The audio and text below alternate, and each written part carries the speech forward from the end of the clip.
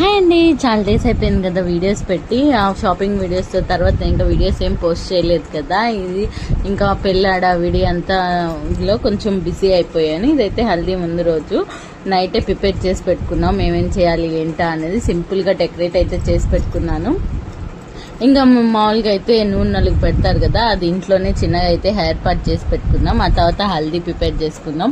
అవన్నీ కొన్ని ఇంకా మ్యారేజ్ రిసెప్షన్ అన్ని కొద్దిగా వస్తాయి వీడియోస్ అన్ని. నాకు ఈ మ్యారేజ్ లోనే సరిపోయింది, అందుకే వీడియోస్ ఏమీ ఎడిట్ చేయలేకపోయాను. అక్కడక్కడ కొన్ని క్లిప్సే తీసాను. అది కూడా ఇంకా నూనె నలుగు ఇంకా నేనే అన్ని దగ్గరుండి చూసుకోవడంతో ఇట్లా హల్దీ చేసుకునేది కూడా ఊళ్ళో ఫస్ట్ టైం.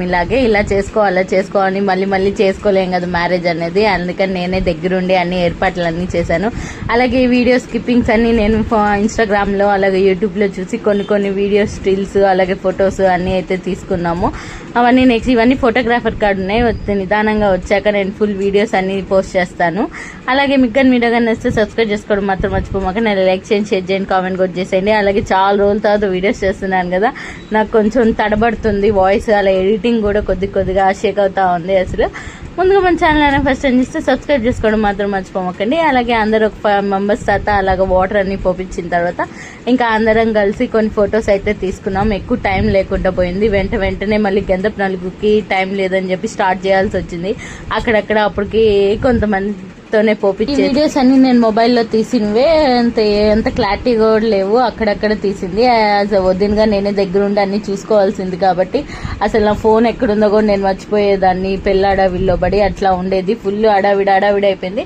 అంతైనా మన పెళ్లిలో మనం హడావిడి లేకపోతే ఎలా ఉంటుంది చెప్పండి. అలాగే నేను ముందుగానే ప్లాన్ చేసుకున్నాను, ఇలా రెడీ అవ్వాలి అలా రెడీ అవ్వాలనుకుని.